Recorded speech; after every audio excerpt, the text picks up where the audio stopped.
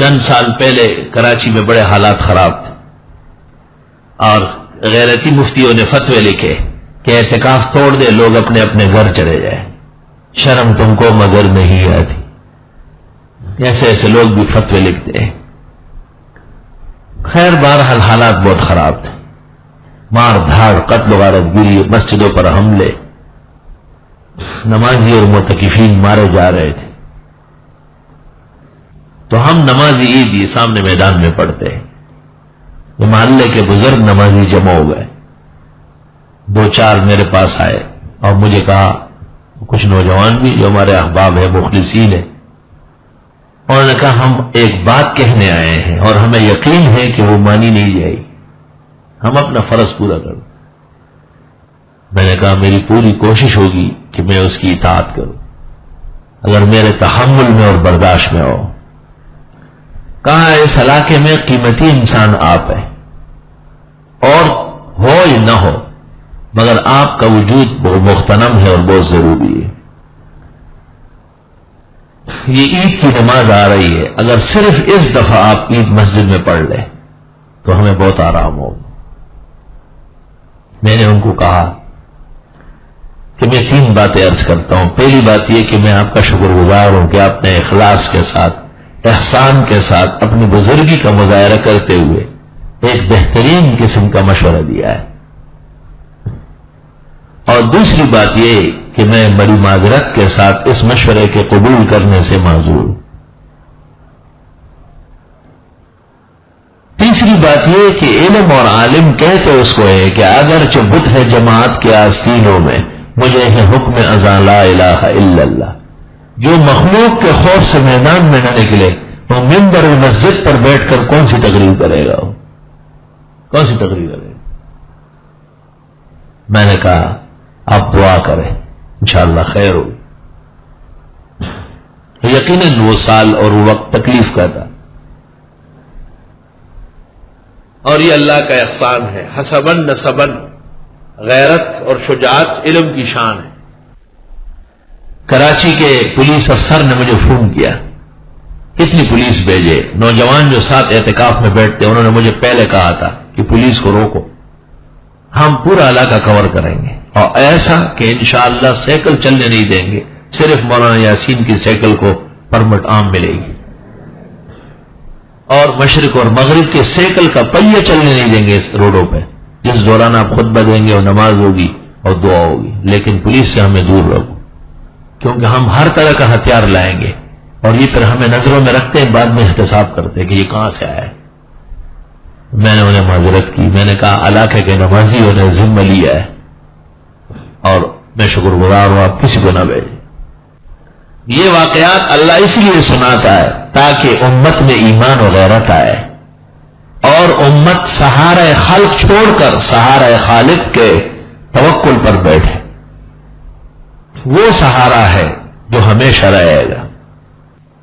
یقیناً مدد فرمائی تمہاری اللہ نے بہت موقعوں پر، فی مواقع، بڑے موقعوں پر، ایک موقع تو نہیں ہے۔ وَيَوْمَ حُنَيْنٍ، اور حنین والے دن، اذ اعجبتکم کثرتکم، جس وقت تم کو اچھی لگی تمہاری کثرت، فلم تغن عنکم شیئا، پس کام نہیں آئے تم کو بالکل، وضاقت علیکم الارض بما رحبت، تنگ ہونے لگی تم پر زمین کھلی ہونے کے باوجود، حملہ ایسا شدید تھا، ثم ولیتم مدبرین، پھر پیٹ پیر کے بھاگے۔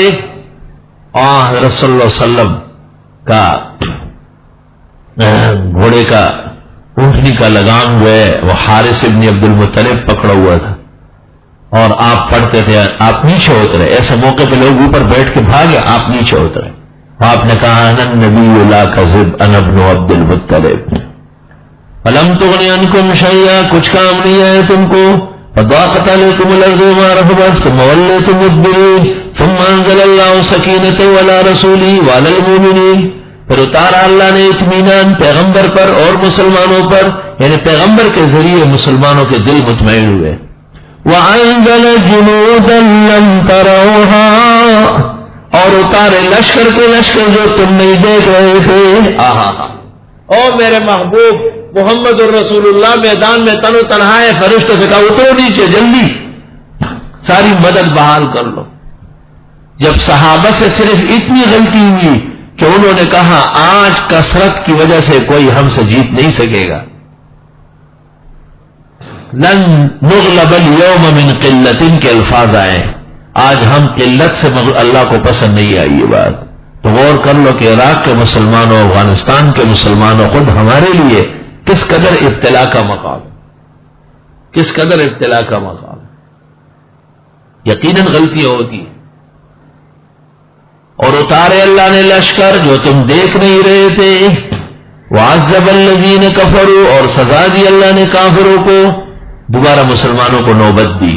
وذالک جزاء الکافرین، اور یہی سزا تھی کافروں کی.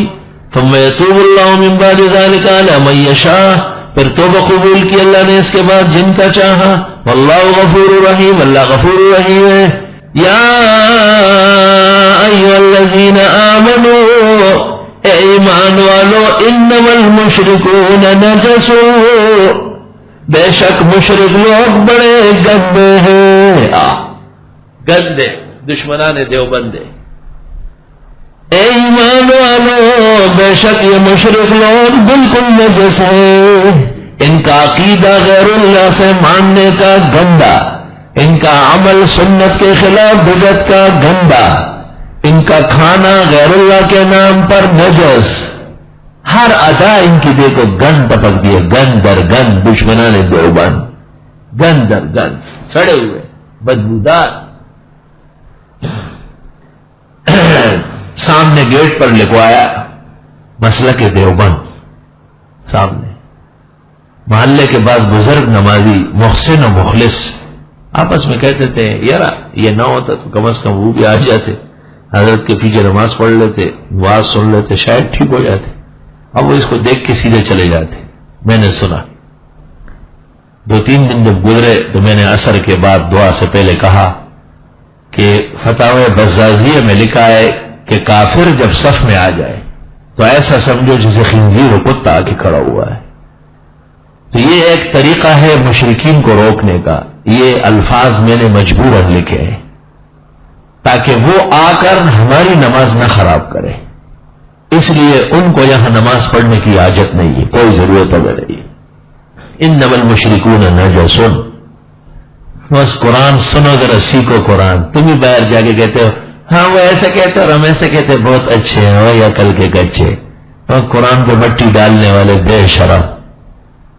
اس کے لیے وہ مکے والے مشرکوں کو لائیں گے، اور یہ 355 درگاہوں کو کراچی میں مان رہا ہے، یہ مشرک نہیں ہے، یہ معاہد ہے. آپ سے ان کا اختلاف کس چیز میں ہے؟ دارالعلوم دیوبند کو سب ختم کس جرم میں کرتے ہیں کہ دارالعلوم دیوبند نے توحید و سنت کا واضح پروگرام دیا ہے بغیر کسی خلط اور امتزاج کے، اور ڈکوسلے اور جھوٹی حکایات اور بارانی قسم کے غلط واقعات سب کو باہر نکالا ہے. یہ جرم ہے مولانا رشید احمد گنگوئی اور مولانا قاسم نانوتوی کا کہ انہوں نے خالص الاعتقاد، خالص الاعمال بالسنہ، اس کی تبلیغ پر مشتمل ایک دینی قلعہ قائم کیا، اور اس نے پورے جہان کے اندر توحید و سنت کے مرکز قائم کیے.